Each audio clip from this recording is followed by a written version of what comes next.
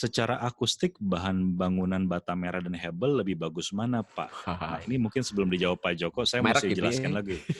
Ini mau ngomongin untuk peredaman atau untuk acoustic treatment?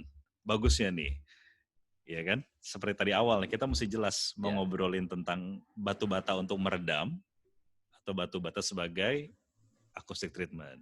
Mungkin Pak Joko bisa jawab kedua-duanya deh. ya boleh. Saya tidak Hebel itu adalah merek ya, Nggak boleh sebut ya, Pak. tapi bata ringan gitulah ya. Ya, bata ringan, betul. Bata ringan dan bata merah gitu kan kira-kira bedanya. Jadi kalau kita bicara tadi yang disebut soundproofing atau peredaman gitu ya, urusannya memang akan sangat tergantung dari karakter dari sumber suara tadi, frekuensi berapa yang mau diredam ya. Apakah low, bass atau tinggi gitu ya. Tapi secara umum itu ada 3 hal yang harus diperhatikan dan mungkin tidak cukup dijelaskan dalam waktu yang singkat karena ada 3 area yang harus diperhatikan, mulai dari area massa yang berpengaruh, area di mana kelendutan yang berpengaruh, atau area yang di luar itu ya, jadi energy base saja. Jadi 3-tiganya itu akan sangat menentukan kerja kerja apa namanya redaman atau kerja soundproofing ya.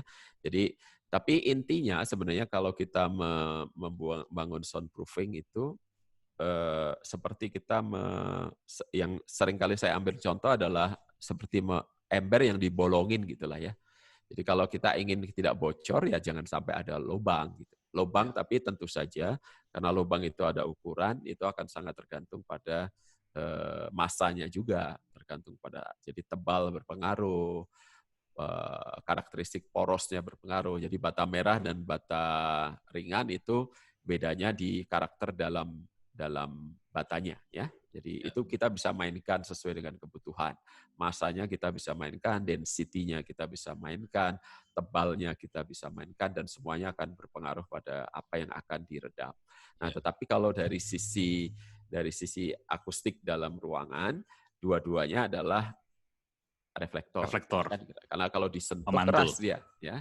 Kecuali kalau si apa namanya si bata ringannya tadi ada holonya di dalam dan holonya diekspos ke dalam gitu ya. Jadi ada yang terperangkap. Nah itu mirip dengan konsep ini hanya memang bandwidth-nya lebih sempit ya. Jadi dia dia ada absorpsinya, ada diffuse-nya, ada refleksinya dan dalam dalam dalam jadi kalau saya ingin membangun bata menjadi diffuser bisa nggak? Bisa aja.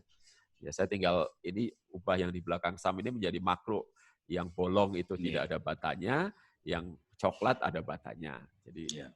secara makro dia bisa berfungsi sebagai diffuser.